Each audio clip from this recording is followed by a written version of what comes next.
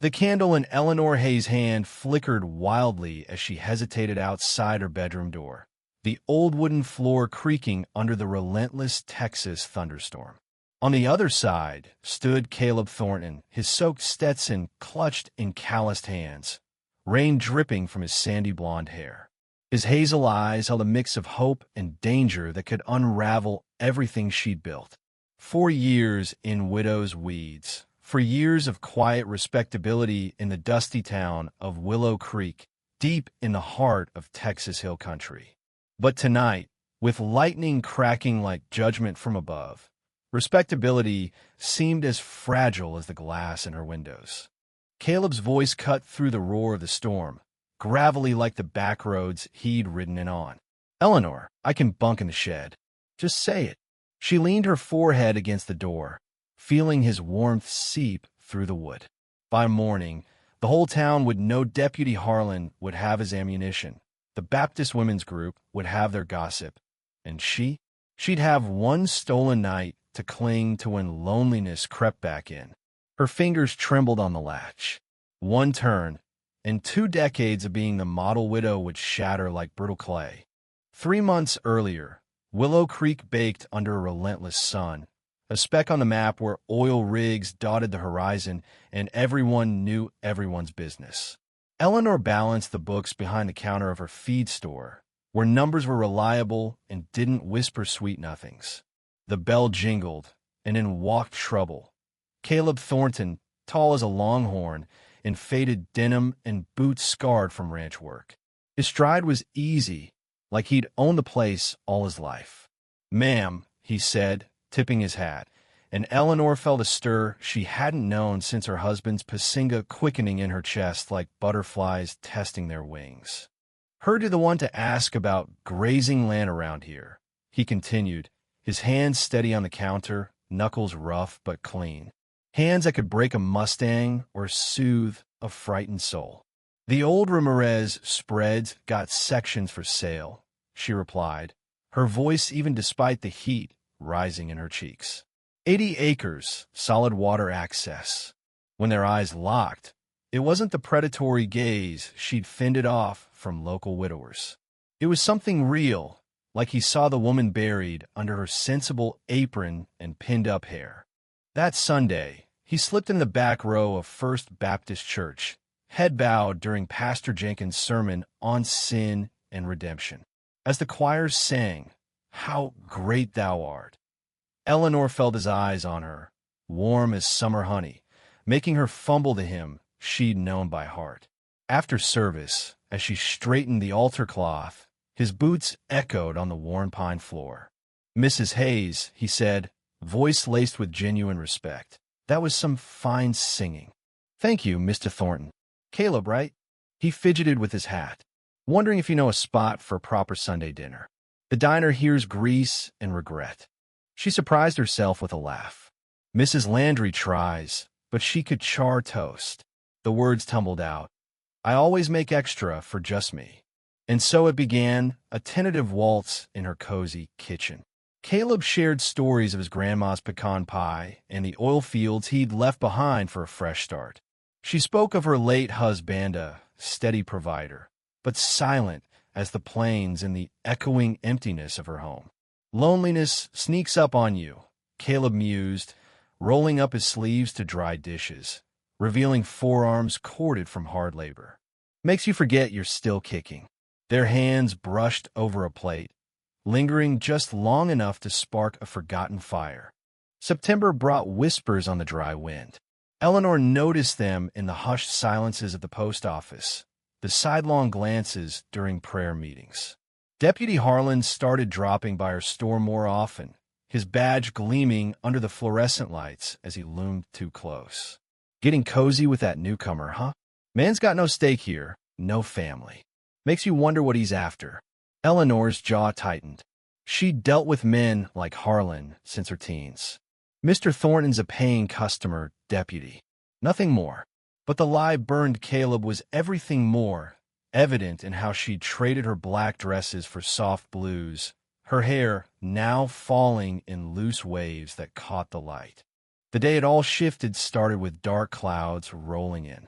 Eleanor was at the cemetery, tending her husband's grave out of habit more than heartache, when the downpour hit like a vengeance.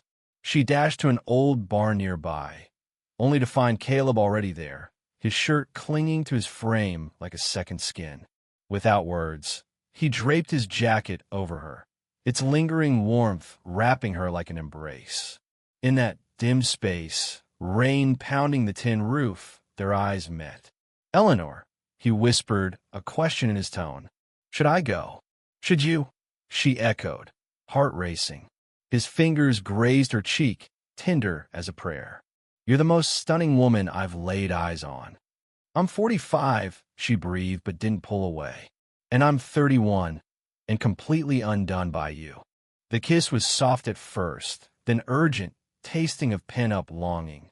Eleanor's fingers clutched his shirt, pulling him nearer, for years of isolation dissolving in the heat. When they parted, tears streaked her face. "This is crazy." "Then call me crazy," he said, forehead to hers, "because I'm falling hard for you, Eleanor Hayes, and I don't care what this podunk town thinks." But Willow Creek thought plenty. Within days, the Baptist ladies convened an emergency meeting. Her store's traffic dwindled. Kids she'd slipped candy to now scurried away. The pressure mounted until Deputy Harlan ambushed Caleb outside the tavern, backed by his buddies, reeking of bourbon. "Time to hit the road, Thornton. We don't need drifters chasing skirts around here." Caleb's reply was steel-edged. "Bought land fair and square. As for Mrs. Hayes, she's her own woman." "Not on my watch," Harlan snarled, hand on his holster. The tension snapped like a taut wire, but Caleb walked away, though Eleanor, watching from afar, saw the storm brewing in his stance. That night, the real storm hid a Texas gully washer that turned roads to mud. Eleanor was stoking her fire when pounding echoed at her door. Caleb, drenched and shivering, led his lame horse. "Sorry." Mayim Buck threw a shoe in the muck. "Stable him out back," she said, no hesitation. As he cared for the animal with quiet skill, Eleanor realized this man wasn't chaos. He was the anchor she'd craved. Inside, by the hearth, steam rose from his clothes. "I ought to go," he murmured, but neither stirred. "In this, you drown." The air thickened. "Eleanor, if I stay." She stepped closer, fingers undoing her blouse's top button. "I've been a proper widow for 4 years. Do you know what that means?" He watched, mesmerized.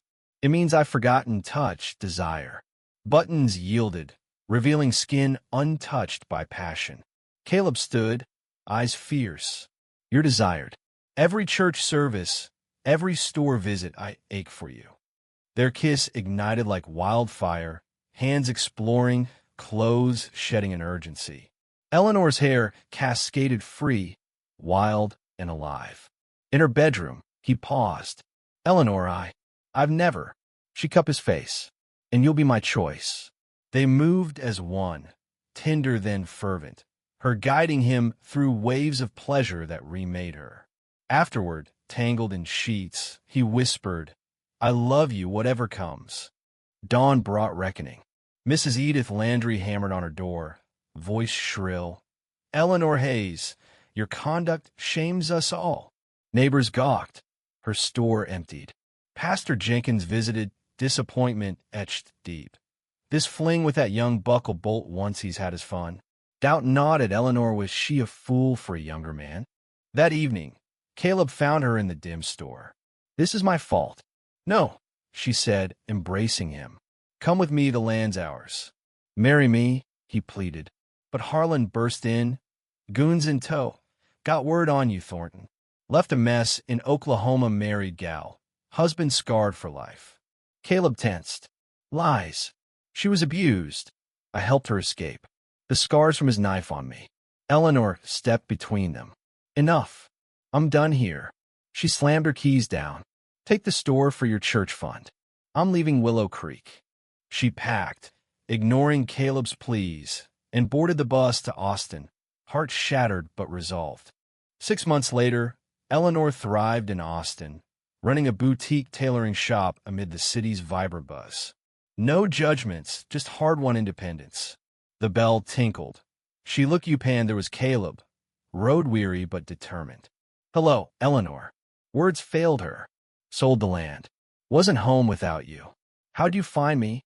Mrs. Landry turns out she hated Harlan's ways. He knelt, ring in hand. "Marry me. Let me prove we're worth it." Tears welled. Harlan was ousted. The town moved on. But Eleanor hesitated, then nodded. "Yes, Caleb. Yes." They wed in a quiet ceremony, building a life in Austin, blending her shop with his ranch dreams. Love triumphed, proving age and gossip were no match for true hearts. What do you think? Should age gaps in love be judged by society, or is it nobody's business?